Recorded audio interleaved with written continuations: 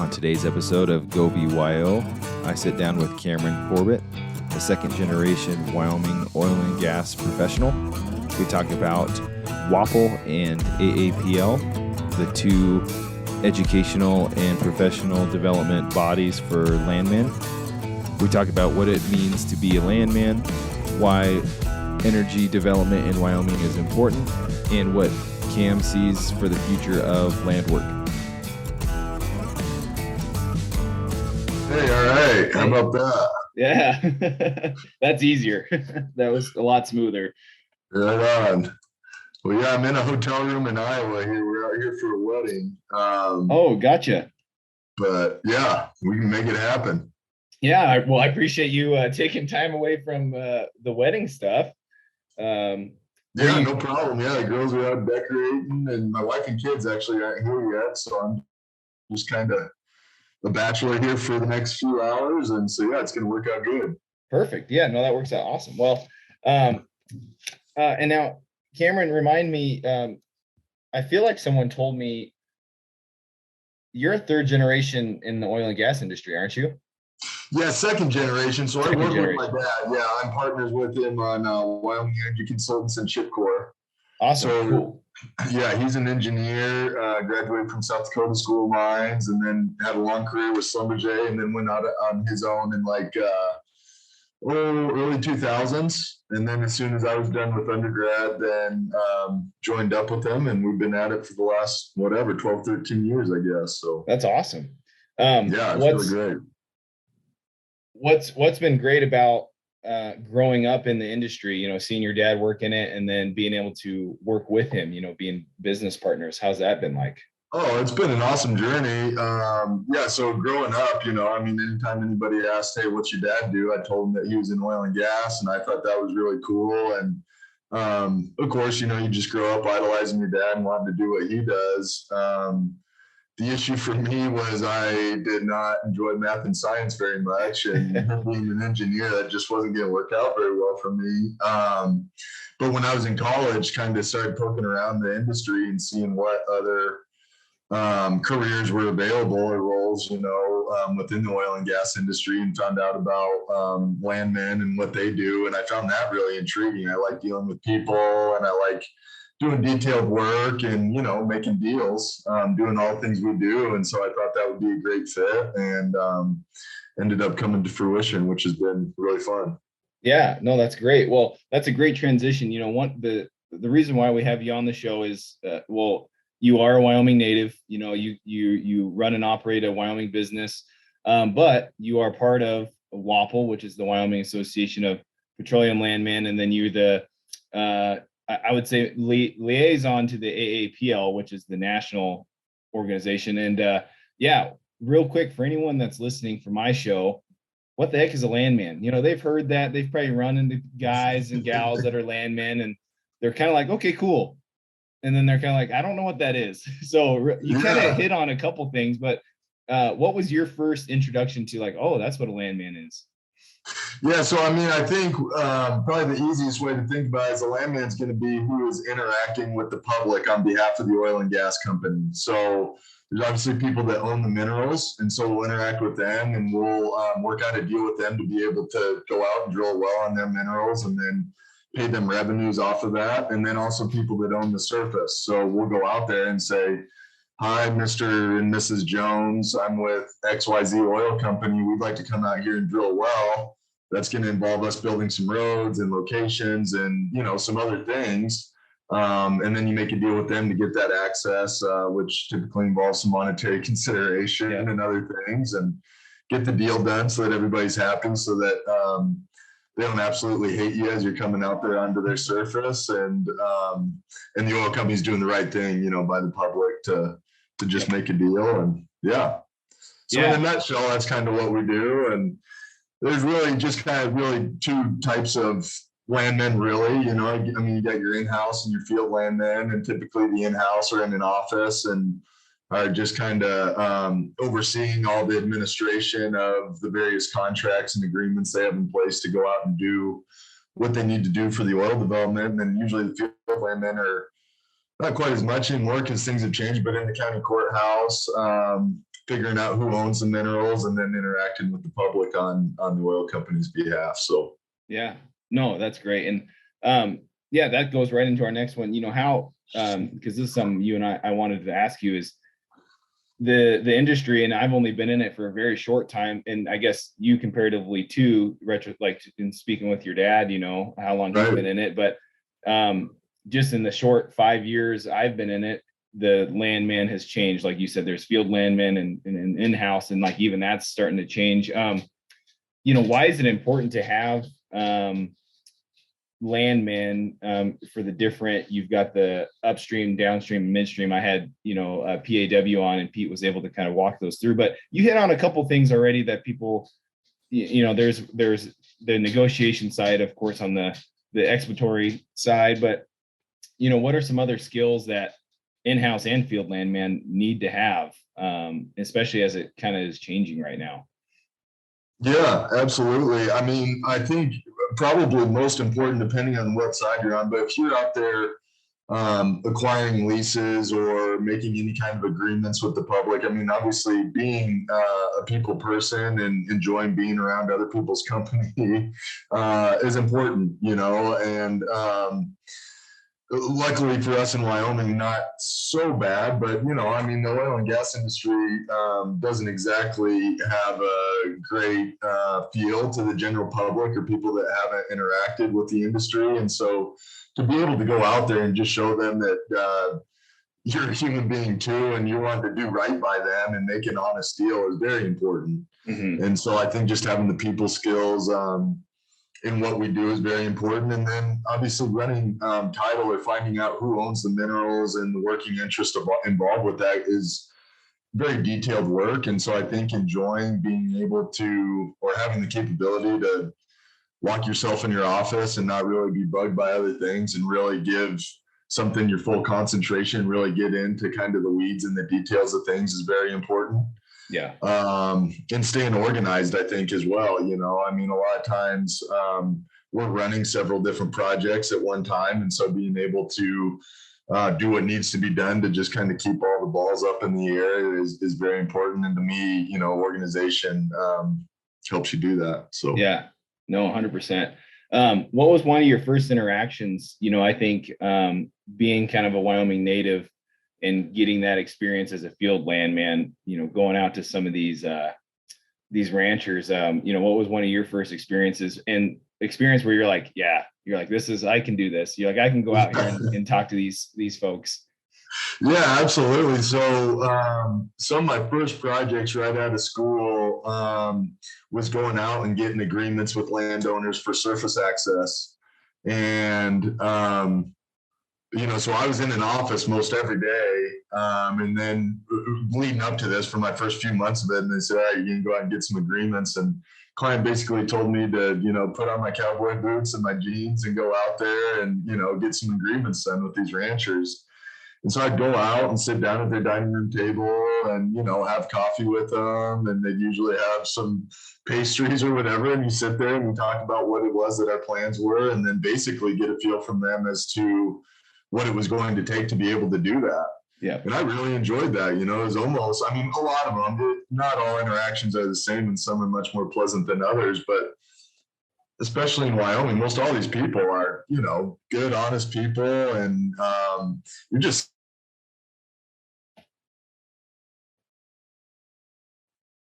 sitting down kind of like with a friend and just need to do. And so I really enjoyed that. So from then on, it was like, well, geez, if I'm getting paid to be able to do this, I mean, I could I could do this for a long career. And luckily, I mean, like you say, yeah, it's still like to think I'm in the early stages of my career, but it's progressed really well. I've really enjoyed it and look forward to kind of what's to come. Yeah, 100%. And being Wyoming, there's pretty country too. Then when you're driving out there to some of these folks' ranches, so that was always my plus. Is like, yeah, you're gonna pay me to come drive out on these guys' nice properties and sit down and talk to them. I'll do that. Yeah, absolutely. No, that's great. We'll come back to that question, but so you're part of WAPL is what it's called locally. Explain to we kind of covered what a landman is, but explain to anybody out there that what WAPL does and why it's important to just the Wyoming community of landmen. It's a small knit group, but why it's important to the state. Yeah, so the Wyoming Association of Professional Landmen is just all Wyoming landmen. They're members, and then it's open for people that have assets in Wyoming too. So, I mean, we have a lot of people that operate in the Powder River Basin that are based out of Denver. I mean, Montana companies. And so, yeah, it's a association. We try to get together at least once a quarter, sometimes more, sometimes a little bit less, depending on the season that we're in. But it's a chance to just for all of us to network and get together. And we offer continuing education credits, to keep accreditation going and just to educate ourselves a little bit better on current events going on. And then we all, are obviously sharing kind of war stories because like we say, a lot of our interactions with the general public are good, but sometimes they're not so good, and just kind of catching up with each other and just having iron sharpen iron, I guess, in a fun atmosphere usually. We have our I'm missing it obviously in Iowa. I'm in Iowa today, but the annual meeting's going on today, and then we got our golf tournament up at in Sheridan at the Powderhorn, and there's good educational events that go along with that, and then networking opportunities each night as well, and get to go out and golf, and then just a lot of networking opportunities really. No, and then I think the continuing ed, I think that goes into our the next big thing, and I know you can't speak on the whole the national group, but the American Association of Professional Landmen, which WAPL is a part of. Let's talk about AAPL's mission, because you talked about the continuing ed, that landmen just don't get into it and then that's it. Like they, especially right now, it's changing a lot. I think the remote stuff and doing a lot more online is beneficial and more efficient. So talk a little bit about what AAPL does in regards to the continuing ed and why that's important for landmen. Yeah, sure. So we have our state group, and then all locals, or most every local, is a member of the American Association of Professional Landmen. So it's basically our local state association on a big national level. And the AAPL's board is comprised of a director from each local association. And so a pretty big board, obviously, with a lot of differing opinions, I guess. But anyway, it works well. And then they get that much more involved, especially important on issues at the, federal government level. They're lobbying Congress and trying to help them understand the importance of us gaining energy independence again and the role we play.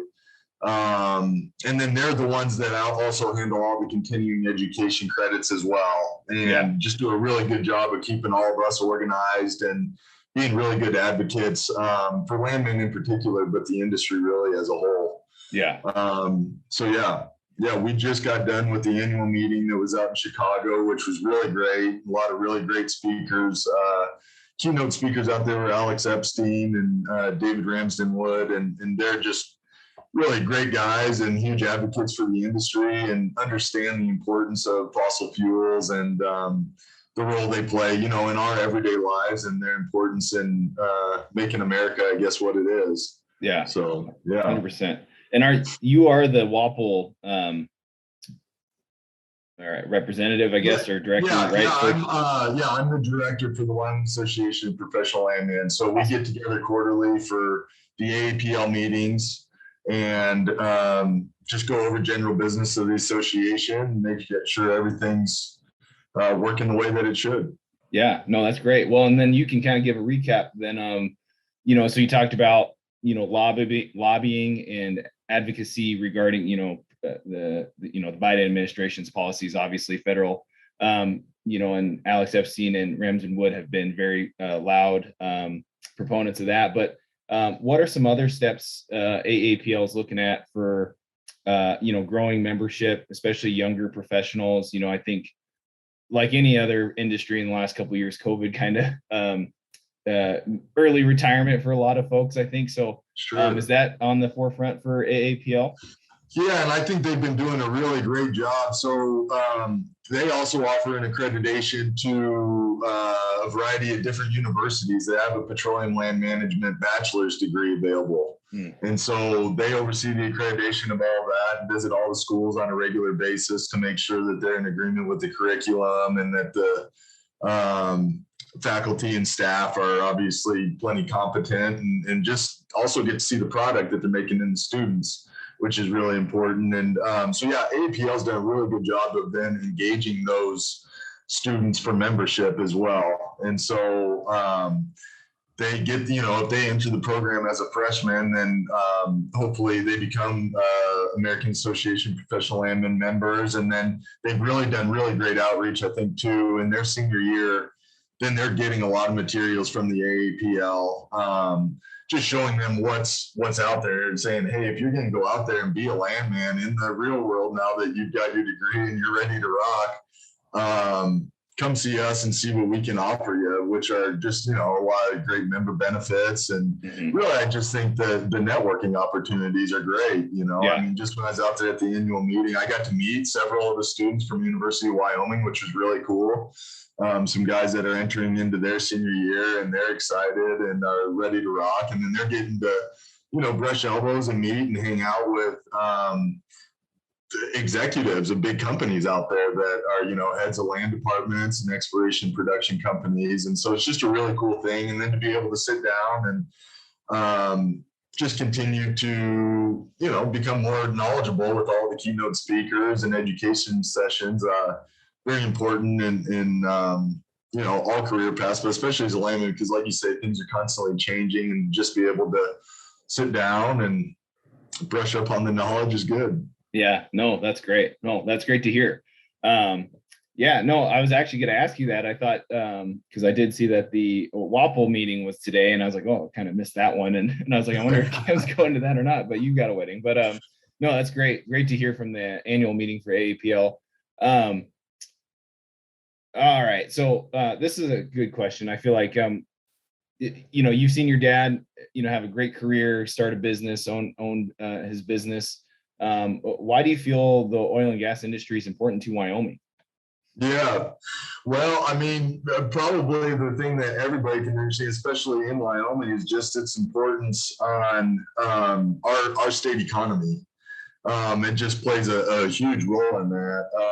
In 2020, obviously, we were going through the pandemic, and oil and gas was feeling the effects of that. We had our first ever negative oil prices in that year, and things were very uncertain for the industry as a whole. But still, in 2020, oil and gas production contributed over $1 billion to the state economy. Yeah. And so you look at that and it's like, okay, in a year where we experienced negative oil prices and there's $1 billion being pushed into the state economy from the oil and gas industry. I mean, you just look at that and that's amazing. And then you go to the flip side of that and say, okay, if we did not have oil and gas and those revenues coming from the industry into the state economy, where do you think those are going to come from? We get to enjoy no income tax and just a really nice way of living. And a lot of that is thanks to the oil and gas industry in Wyoming. Yeah. And then on just a national level, I think so many times people think of oil and gas as, okay, I need oil and gas for my car, which some people are going to electric vehicles and whatever and think that's going to totally stamp out the oil and gas industry. And of course, that's part of what we supply. But you look at everything. I'm looking at this backpacker, this coat that I have, and you need oil, you need petroleum products for that. And I just think that's lost on a lot of people. Yeah. And it's not just, fuel for your car, but heating and air conditioning for your house. Just having that reliable energy supply is incredibly important. I think taken for granted by a lot of people. They just don't realize that without the oil and gas industry, it just doesn't happen. So, yeah. Well, and this leads me to my next question. I can tell you're passionate about it. What would you tell a young person that they're maybe not sure what they want to do with their life, but they've heard of this, landman, oil and gas? What would you tell them? Like, hey, like, why is this profession something that they should consider? Yeah. No, it's exciting to think about. I mean, I would think if there's somebody out there that really enjoys working with people, like detailed work, I would highly recommend for them to look at, becoming a landman. And there's all sorts of exciting opportunities as well. I mean, the bulk of what I do is oil and gas, but there's all sorts of other opportunities as well. I mean, you think about like renewable energy that's coming through, and they need people that are in the landman role as well to go out there. And so, it's just a full on energy expansion that we're experiencing, whether that be in wind or solar and all sorts of other options that need land professionals to go out there and to interact with the public on their behalf and find out who owns the surface and figure out how to compensate them for any damages that might happen as a result of the energy development out there. Yeah, no, 100%. No, that's great. Let me see here. We kind of hit all the questions there, Cameron.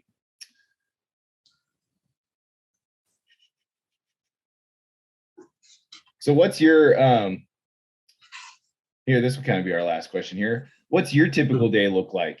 For you're kind of in a specific a particular situation where you're kind of a partner in the business, but what's kind of your especially now with things ramping up, what's your day-to-day look like when you're not traveling to weddings? Yeah, no, and that's the fun thing is, they all just look a little bit different. I mean, one day I might be out in the courthouse getting some work done, running some title.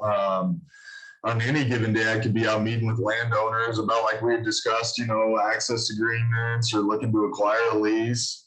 A lot of interaction with clients all throughout the day. And it's just fun because we get to work on so many different projects that I'm not going to work on the same thing probably 2 days in a row. And like you said, I mean, I have a lot of help, and so I get to bounce from one thing to the other. But that's probably my favorite thing about the job is that it's just not the same exact thing every single day. And so get to get out of the office and interact with people a lot, spend a lot of time on the phone, a lot of time reviewing public records, just trying to figure out who owns these minerals, and then trying to make a deal with them. The negotiations is probably my favorite part where, okay, we know you're the owner. We know exactly how much you own. We know what we'd like our initial offer to be, and we have a good idea about what our max is, and just trying to work in to the middle of those, kind of parameters is really a lot of fun. Yeah. So, yeah, they're all kind of different, and I really, really enjoy that. And then most all my time gets to be in Wyoming, which is really great, and feel very blessed to be able to do that. Yeah. Well, and then that's, this podcast is Wyoming focused. So I was just about to ask, what, other than being able to work, and provide a living for yourself in Wyoming, what are some other things you enjoy being from Wyoming? And maybe what are some things that you've been seeing that have been good or bad things the last couple of years? I think Wyoming is kind of insulated from other problems across the country, but yeah, what do you like most about Wyoming? Oh man, I'm born and raised in Wyoming. I've basically been between Casper and Denver my whole life. So I was born in Casper. As soon as I was born, we moved to Denver, basically. I spent into elementary school there, then moved back to Casper, and then went back down to Denver for school, and then moved up after I was done. So I've been up and down I-25 my whole life. But the vast majority of it has been in Wyoming, and I just love all that it has to offer. I love having 4 seasons. I love being able to, go up and snowboard one day and then come down and, golf the next when you're kind of in that March, April time frame. I really love that. And the people are probably the best part of Wyoming, I think. You travel to other places and everybody's fine. And of course, I'm biased, but I just really feel like people in Wyoming are genuine, kind-hearted people. And that is a really cool thing. Yeah. Obviously, our world looked totally different during the pandemic, and I am just incredibly thankful that I was in Wyoming for that. And I think you saw that too. There's all sorts of people that were wanting to be in Wyoming while that was going on. Hey, that was great. I think that recorded everything. You just glitched out on my end, but that worked out good. Out a little bit. It'll buffer out, yeah. No, and I caught it all, kind of caught up there. That was a great explanation. No, I agree. Yeah, especially up in Sheridan, you've seen all these people moving here and why they're moving here and all that. But Well, awesome, Cameron. The last thing I'll let you do is put a plug in for WAPL. You mentioned the big, Right. anyone that's in Sheridan and goes to the Powderhorn knows about the big WAPL tournament. But what are some other things that people might not be aware of? I would imagine WAPL is open for people to reach out to them, reach out to you, anybody that's part of the WAPL board for any information or just points of contact. And then you can even plug your guys' businesses if you want to, just where you guys are located and what you guys do. So yeah, this is your soapbox moment. Yeah, so Wyoming Association of Professional Landman, probably the best way to get all information is our website, ylandman.com. And we have all sorts of all of our upcoming events are on there, and then just a lot of good information. I'd say to anybody in the industry, definitely check us out. Golf tournament coming up at the first weekend of August at the Powderhorn. That's always a great time. Multiple flights, inside Powderhorn opportunities. Thursday night is the big kind of time to meet a lot of people. To Wyoming landowners, the Landman, we have all sorts of landmen that are representing companies in the industry. But if you're wanting representation, dealership directory online, it should be able to be accessed. And yeah, that's us in a nutshell. Awesome. No, that sounds great. And like Cam said, just go to the website. That's the best way to find the events, and you can find points of contact there. Yeah, I mean, Cameron, is there anything else that I missed, in regards to WAPL or the industry? I think we hit all the high points. Yeah. And Zoom might be telling us this is about time to go. It keeps buffering and unbuffering here. There we go. You're back. Okay. Well, Cameron, thanks for your time. I'm going to stop the recording.